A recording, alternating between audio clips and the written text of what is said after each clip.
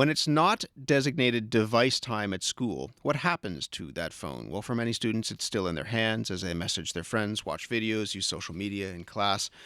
This technology habit is forcing some teachers to take a bit of a different approach on the use of phone in class and try and curb the influence of those devices.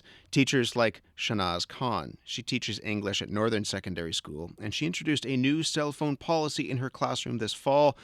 She's with me in studio. Good morning. Good morning, Matt. What is the cell phone policy in your classroom?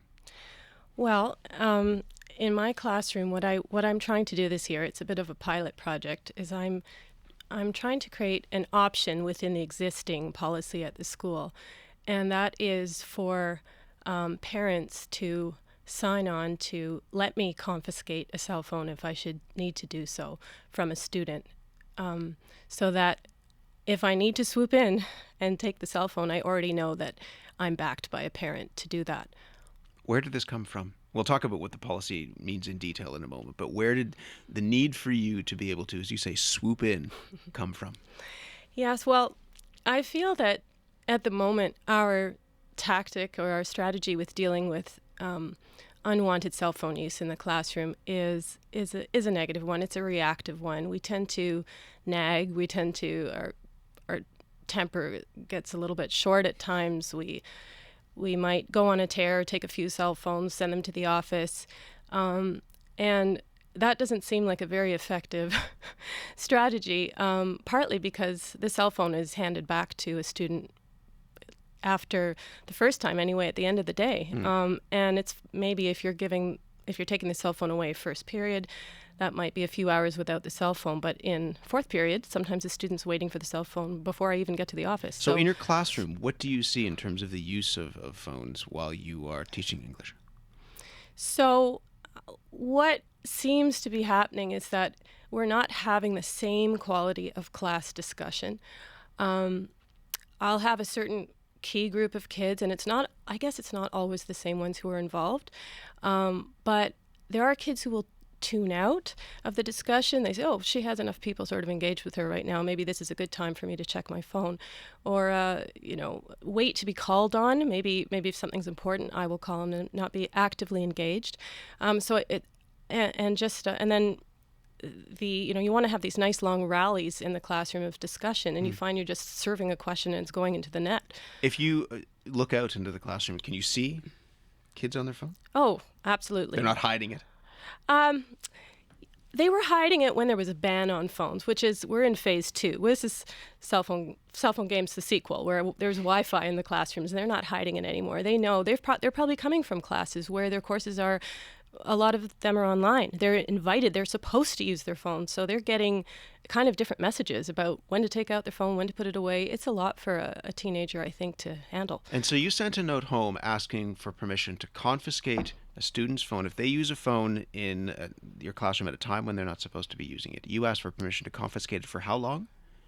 Well, because you need to have 24 hours, because if it's the last period of the day, there's no deterrent whatsoever. You're handing it right back, pretty much. Maybe there's a formulaic conversation from someone in the office who really has no connection with the kid. But if I'm going to take it away, if I'm going to provide a deterrent, I need to know that I'm not responsible for the lost property. Somehow the parent has signed on to finding an alternate communication with the student, that, babysitting's taken care of if that older sibling is in charge of the younger one. Yeah. What sort of response did you get from parents when you said, I want to take your kid's phone away? Well, I know initially at curriculum night, when I hadn't exactly said that's what I was going to do, I said, we have to go beyond conversation. We're having these initial sort of first warning.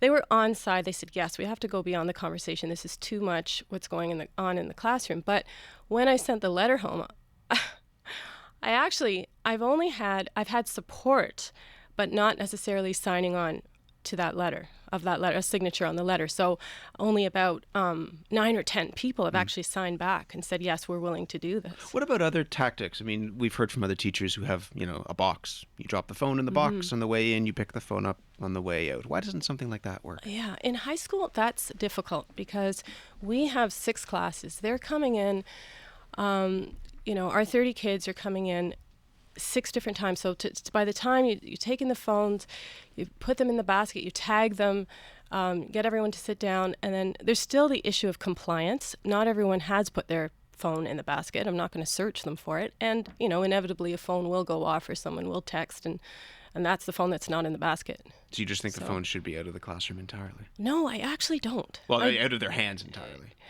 I just think that what we need to do is realize that we need a better deterrent, so that I don't want to see so many phones. It really isn't my aim to be the cell phone meter maid, to collect all the phones, to tick it all off, that I have them all. That's not I really think that's a waste of resources. I should not be seeing the phones. And if there's a problem with the phone, I'd rather see if there's a problem with the addiction to the phone.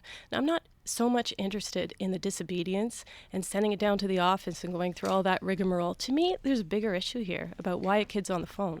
Is it possible that they have an addiction to the phone, that they can put it away for 2 seconds and they have to be back on it? What have students said to you about this?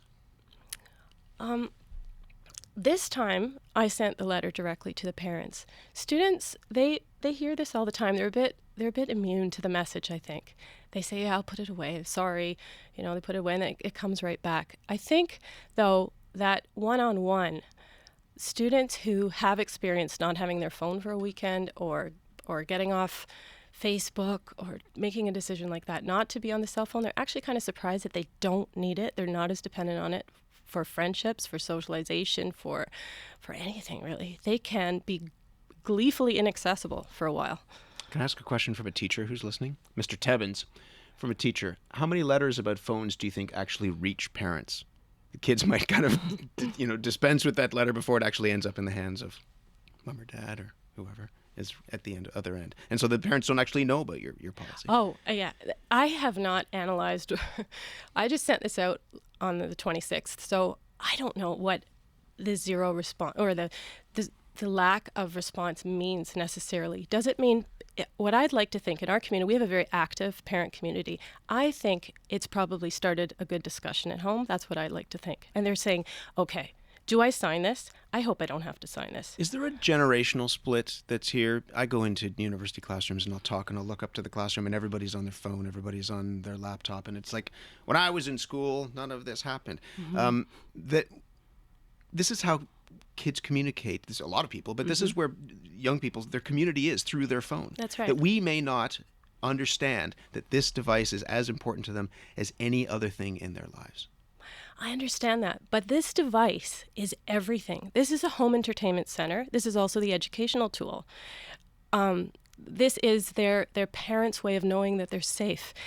We have to use this instrument really carefully, really judiciously, so that we're protecting diverse types of learning and teaching in the classroom.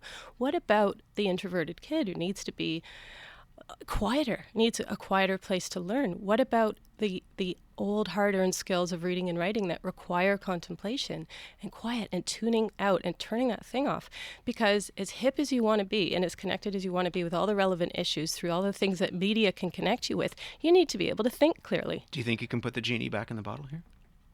I don't know that I'm trying to put it back in the bottle. What I really want is more of a discussion. I want to connect the dots. I want parents to realize this is not an adversarial position. We're asking for partnership, or I am asking for partnership here. I'm asking them to support their kids. I can't do it without them. I actually can't take away their phone. I really can't do that. It's their property, and it's their relationship with their child and their relationship with their kid's phone, which I think parents don't necessarily know is fraught